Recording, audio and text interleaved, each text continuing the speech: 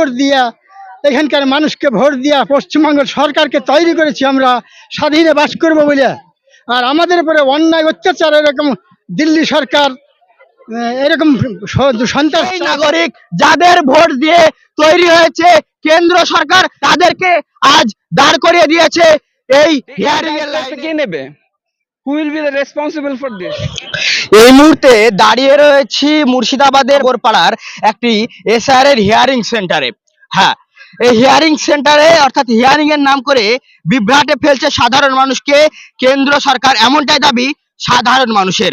কোথাও হিয়ারিং সেন্টারের লাইনে দাঁড়িয়ে অসুস্থ হয়ে যাচ্ছে সাধারণ মানুষ, তাকে উদ্ধার করছে কে? পুলিশ। তাকে উদ্ধার করে নিয়ে যাচ্ছে হসপিটালে। কোথাও এই এসআর হিয়ারিং সেন্টারের কাছে আসতে গিয়ে পথ দুর্ঘটনায় গুরুতর আহত হচ্ছে কারা? সাধারণ মানুষ। প্রশ্ন একটাই, এর দায় কে নেবে?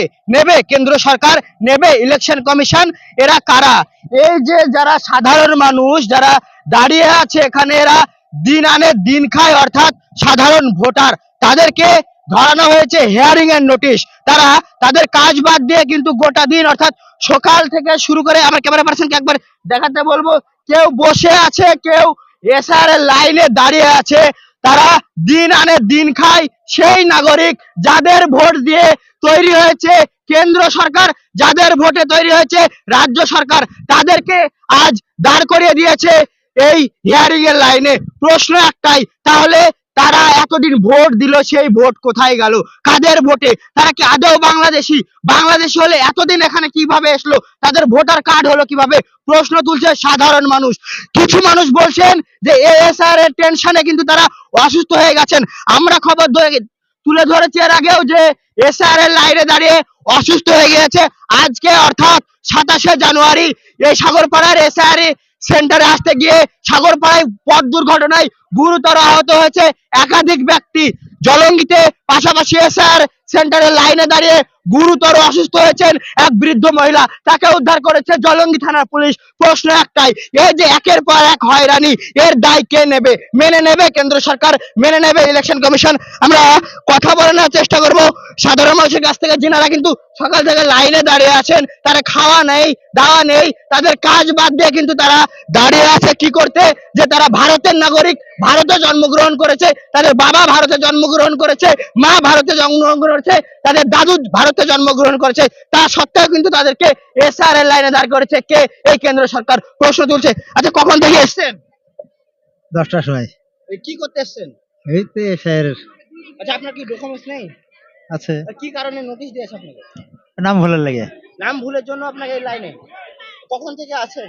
10টার সময় থেকে। মানে কি করেন আপনি? আমার চাষি কাজ, নাঙ্গল ভাই। কৃষি কাজ করেন, তাও এসেছেন? হ্যাঁ, কতটা আতঙ্ক আছেন যে স্যার? অনেকে বলছেন আমাদের গ্যাসের সবই এসেছে, সবই সবই এসেছে। হ্যাঁ, কি চাইছেন? এই যে সাধারণ মানুষকে একটা হয়রানি 500 ভোট 500 ঘিরেছে। আচ্ছা, তাদের দাবি যে আমরা যে যার সঙ্গে কথা বললাম তিনি কিন্তু কৃষি কাজ করে, তার সত্ত্বেও তার হিয়ারিং এসছে, অর্থাৎ তার কাজ ফেলে কিন্তু সেখানে এসছে ঘন্টার পর ঘন্টা। আমরা আরো দেখাবো, আমার ক্যামেরা পার্সন রাসেল হক শান্তকে বলবো এই লাইন তুলে ধরতে, যে এখনো ঘন্টার পর ঘন্টা বাড়ির কাজ ফেলে কিন্তু মহিলারাও লাইনে দাঁড়িয়ে আছেন। আমরা কথা বলে নেওয়ার চেষ্টা করবো কারোর সঙ্গে। আচ্ছা, কখন থেকে এই লাইনে দাঁড়িয়ে আছেন? বেলা 10টা থেকে। কি করতে এসছেন? কি করবো, যা সরকার যা করতে দিয়েছে তাই করতে দিয়েছি। কি কারণে? কি ভুল আছে সরকারই জানে, সরকারই বুঝবে এবার। বেলা 10টা থেকে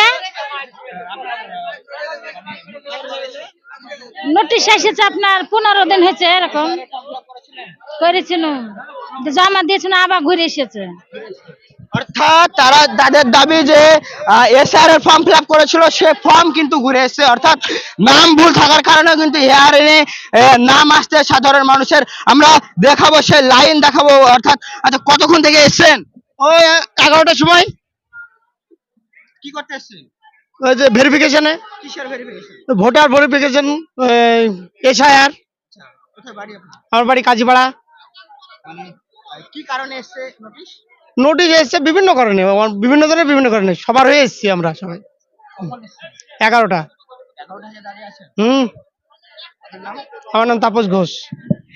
একটাই প্রশ্ন তুলছে সাধারণ মানুষ, এর দায় কার? তাদের কাজ ফেলে তারা সকাল থেকে এখানে দাঁড়িয়ে আছে। এরা কিন্তু কেউ সরকারি চাকরি করে না, তারা কিন্তু কেউ প্রফেশনাল কাজের সঙ্গে যুক্ত নয়, তারা সাধারণ মানুষ, দিন আনা দিন খাওয়া সাধারণ মানুষ। তারা লাইনে দাঁড়িয়ে আছে, তাদের কাজ উঠেছে শিখেতে, অর্থাৎ একটাই কাজ সাধারণ মানুষের। সামনে 26-এ নির্বাচন, সেই নির্বাচনের আগে একটা আতঙ্কে তারা কি ভোট দিতে পারবে? আচ্ছা, কখন এসছে? আমরা এসেছি 11:30টার দিকে। আচ্ছা, কি করতে এসছেন? এই তো এইসবে আমার আব্বার নামের ভুল আছে ওই জন্য। নামের ভুল আছে কারণে হুম। নোটিশ। কতটা আতঙ্কে আছেন? আতঙ্কে চেয়ে যে আমরা যে প্রতিদিনের আমরা যেসব, আমি স্টুডেন্ট, অ্যাজ এ স্টুডেন্ট আমাকে এখানে আসতে হচ্ছে পড়াশোনা ছেড়ে। অনেকেই আছে যারা এখানে কাজ করে, তাদেরকে তাদের কাজ ছেড়ে এখানে আসতে হয়েছে। আমার মনে হয় আমাদের এই সরকার ডেভেলপমেন্টের কথা, এর যে আনএমপ্লয়মেন্ট, এগুলো ছাড়ার অন্যদিকে সব ব্যস্ত। আমার এর বক্তব্য যে আহ, এই ইউথ যে এরকম ভাবে দাঁড়িয়ে তাদের সময় নষ্ট করছে, আমার মনে হয় তাদেরকে চাকরি বাকরির জন্য বেশি করা উচিত। এইসবগুলো এইভাবে টাইম নষ্ট না করে ডেভেলপমেন্টের কথা বলা উচিত। সামনে বিধানসভা আছে, ভোট দিতে পারবেন তো? আর কি করে এভাবে যদি আমাদেরকে লাইনে দাঁড় করে রাখে, একের পর এক নোটিশ আছে, তাহলে কিভাবে আমরা দেবো ভোট? আচ্ছা, কি যে ভারতে থেকে ভারতীয় নাগরিক প্রমাণ করতে দাঁড়িয়েছেন? হ্যাঁ, আমরা এখানে জন্ম থেকে এখানে আছি, এই ভোট নিয়েই সে প্রধানমন্ত্রী হয়েছে, তাই তো? আবার এই ভোটকে করছে, ইগনোর করছে। আমরা এই ভোট দিয়েই তো ওনাকে প্রধানমন্ত্রী বানিয়েছি, তাই তো? আর এই ভোট নিয়েই উনি বলছেন যে না, আমরা যোগ্য না, আমাদেরকে আবার এরকম ভাবে লাইন দাঁড় করানো হচ্ছে। আচ্ছা, এই এসআইআর এর লাইনে আসতে গিয়ে আজকে আমরা দেখালাম যে পথ দুর্ঘটনা, অর্থাৎ এসআইআর এর চাপে মানসিকভাবে ভেঙে পড়েছিলেন, সে অবস্থায় গাড়ি চালাতে গিয়ে গুরুতরভাবে আহত এবং জলঙ্গিতে এসআইআর এর লাইনে দাঁড়িয়ে অসুস্থ। এই যে সাধারণ মানুষের হয়রানি, কি বলবেন? দেখুন, আমাদের এখানে আপনি দেখবেন বিভিন্ন বয়সের মানুষ আছে, তাদের হেলথ কন্ডিশন, কেউ হার্টের পেশেন্ট, কারো অনেক রকম ডায়াবেটিস, অনেক রকম প্রবলেম। এবার তারা হেলথ নিয়ে এরকম ভাবে কি একটা পলিথিন দেওয়া আছে শুধু, এইভাবে লাইনে দাঁড়িয়ে থাকবে। কতজনের কত রকম হেলথ ইস্যু আছে, ওইভাবে সিন্স প্রথম থেকেই ওনাদের কি দেখছেন যে প্রথমে যখন নির্বাচিত হলো আধার কার্ড নিয়ে, তারপরে মানি এক্সচেঞ্জ, ওই নিয়ে এত লাইন দিয়ে, তখন তো অনেক মানুষ মারা গেছেন। এইভাবেও আপনি যদি ডাটা দেখেন, এইভাবে যে লাইন দিয়ে করছে, অনেকেই মারা যাচ্ছেন। এই দায়িত্ব একটা কে নেবে? Who will be the responsible for this? হ্যাঁ, আমার নাম শাহাবুদ্দিন সরকার, কাজীপাড়া। আমরা কথা বললাম একজন স্টুডেন্টের সঙ্গে, তার দাবি রাজ্যে চাকরি নেই, কর্মসংস্থান নেই, আছে কি এসআইআর এর লাইনে দাঁড়িয়ে নোটিশ হাতে হেয়ারিং এর জন্য অপেক্ষা। হ্যাঁ, সাধারণ মানুষের একটাই দাবি, তাহলে কি এই এসআইআর নিয়ে আতঙ্কিতে মানুষকে মরতে হবে? সাধারণ মানুষকে দায় নেবে না কেউ? এর দায় কে নেবে? সরকার নেবে? ইলেকশন কমিশন নেবে? প্রশ্ন থাকলো আমাদের, উত্তর দেবেন? সরকার কি থাকছে আমাদের সম্মুখে আগামীতে? মানুষের প্রশ্ন, ভোট দিতে পারবে তো? যে ভোট নিয়ে সরকার গঠন হয়েছে, সেই ভোট আজ প্রশ্নের মুখে, নাগরিকত্ব ঝুলছে, ভোট হারিয়ে যাচ্ছে সাধারণ মানুষের।